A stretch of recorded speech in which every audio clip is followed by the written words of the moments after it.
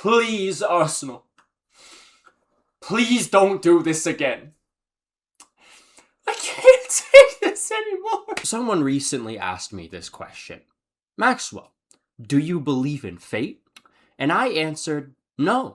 Because I truly believe in my heart that each and every single one of us is the main character of our own story.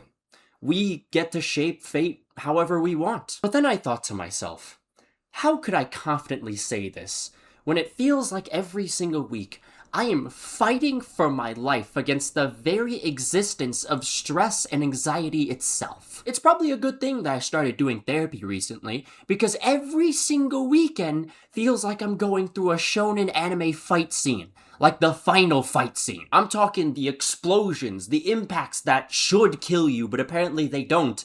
And then also the random monologues that happen as someone's life flashes before their eyes.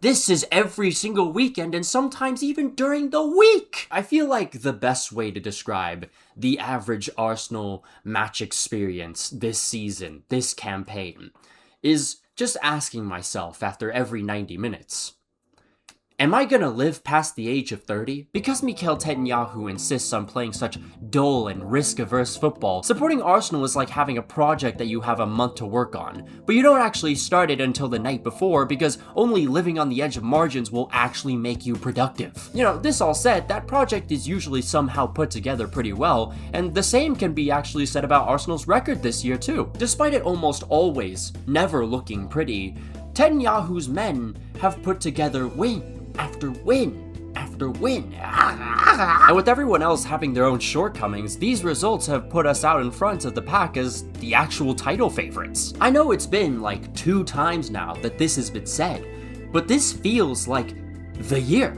This feels like the actual opportunity to finally end this horrid drought. However, by being so scared of the idea of risking anything, we've seen spread throughout the campaign some instances of Arsenal failing to maintain control of a game. After a Trossard belter that gave Arsenal the lead versus Sunderland with a little over 15 to play, the Gunners decided to invite the opposition, no RSVP, right back into the game. And after some close calls, Arsenal were made to pay through some FIFA trailer-ass finish from Brian Brobby. Okay, but we were on like a 5-game win streak going into this game, right? Like sometimes it's just not our day. 2 games later, despite Arsenal having a man advantage since the 38th minute versus Chelsea, it was them who would be chasing the game after conceding an opener. However, the Gunners were able to respond 10 minutes later, but even after, they were still never in control of the game, even though their opposition was again playing a man down. Another 2 games later, Arsenal conceded early versus a bloodthirsty Unai Emery who has preyed on this club's downfall since they sacked him. But no matter how relentless this coach could be, he was no match for a man motivated by Anne Hathaway. Arsenal then proceeded to push for a winner, but when nothing came of their shitty attempts, they lost control of the game once again, the defenders got overwhelmed once more,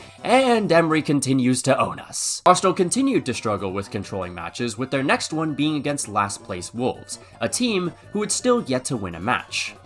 And this game was at home. That night, Netanyahu ball was so egregious that every single goal scored in this game was done so by the opposition. And this was hell to watch. Every single minute of these 90, oh my god, I'd rather fucking kill myself. 70 minutes played. After showing less personality than the average Long Island City Asian, Arsenal took the lead through an own goal. However, they never thought to kill the game and were punished in the 90th minute. Guys, come on. This team is last place. Fear not, Gooners. Your savior still has one left in them, as own goal comes to save the day once more. Alright, that was bad.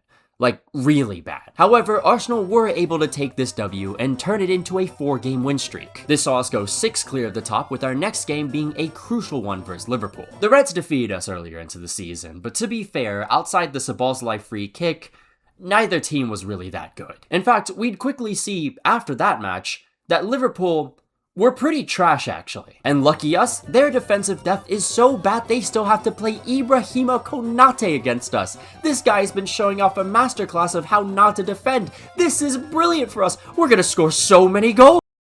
I fell asleep about halfway through this game, and woke up seeing a 0-0 result, and then in my half-zombie state checked Twitter, wondering why Martinelli was getting more haters than Adolf Hitler. Oh, he definitely broke something. Like a very awkward. Oh, that's not good. Oh, what was that? He just raped him. Just like last week, man. He should be parked for that as well. That's ridiculous. Let's not jump ahead, all right? What? What? Wait. What do you mean, well, what? I don't know. I don't think he meant to do that. To do that? What do you mean? He just dumped him! Draw's better than nothing, though. And lucky us, Man City dropped points the day before, and then lost to Manchester United the following week. So now we had an opportunity to extend our lead to 9 points, with our next game being versus 17th place Nottingham. Oh my god, this fucking team! 7-point gap is fine too, I guess. Can I just make one request, though? Can we find every single Gyökeres edit maker and beat them to death? Manchester United next. Compared to the others, this team is an actual joke. It's like the average Garden Grove Viet. You should just never take them seriously. Oh, that's short. It's a gift for Mbomo. Round the keeper and in for one apiece. Patrick Dorgu. Oh! I fucking hate this team so much. Now chasing the game, the Gunners started spamming crosses, and eventually the equalizer was dug into the net with less than 10 to play. And with momentum on our side again, this was an opportunity for us to snatch all 3 points away from United now. However, that can only happen when you're able to control a game, which Arsenal has not been able to do since December. And in the end, it's a 3-2 loss to Michael Carrick's Manchester United at home, which shrinks our lead at the top to just 4 points now. Thankfully though, we put an end to this abysmal 3-game winless run with 2 pretty convincing victories. And thanks to Pep's consistent ineptitude versus Tottenham, our lead at the top was restored to 6. Away against Brentford, Netanyahu's extremely dull football scrapes a goal at the hour mark. However, this night saw him meet his maker. Just 10 minutes later, he experiences the Uno reverse as his opponent score an Arsenal goal against Arsenal. And we drop points again. Next was Wolves away. They're still last place. This is a game we should be winning, but of course, this is also that kind of game that Arsenal will cause us to have a mental breakdown. Don't you fucking do it. Our golden child Bukayo Saka would come up big only just 5 minutes into the game. Already a massive improvement from the infamous home game. But I'm not done there, because later Piero Hincapié would double our lead.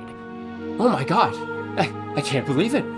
We actually acted upon our first goal and got another. Oh, thank god. We actually put a game to bed for once. Oh, thank god. Oh.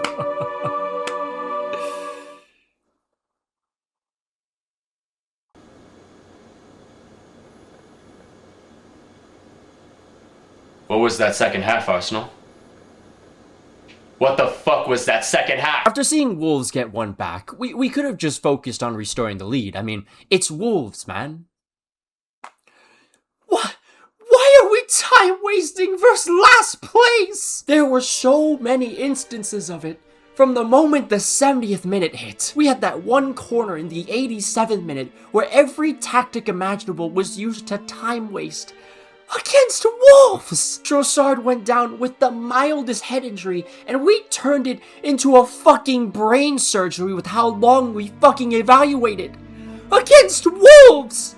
Have we no shame? And what the hell happened to our players? I've seen Bruneian under 23s string better passes than the fucking bullshit I was witnessing. I can't even remember what minute it was. But that one Jurgen Timber pass that just kind of sailed out of bounds. Terrible. Just fucking terrible. And those touches need to get the same investigations as the fucking Epstein files. And why? Why, Netanyahu, must we take 0 risks? Everyone talks about Pep being the guy from the 2014 Nike commercial, but I disagree because this guy's philosophy literally follows that evil motherfucker's company's motto. There was that one counterattack where Trossard took the ball and ran it in between like 4 different defenders, and no one bothered to run faster than my fucking grandma. And finally, Gabriel and Raya. What the fuck was that? Are we a New York City situationship now? Fucking communicate! I'm done. I can't do this shit anymore. I don't care if we're league leaders right now. They're doing the same shit that they were doing last year, the year before. Turn it off. Turn this off right now. I'm serious. Turn this shit off right now. I'm going to another sport.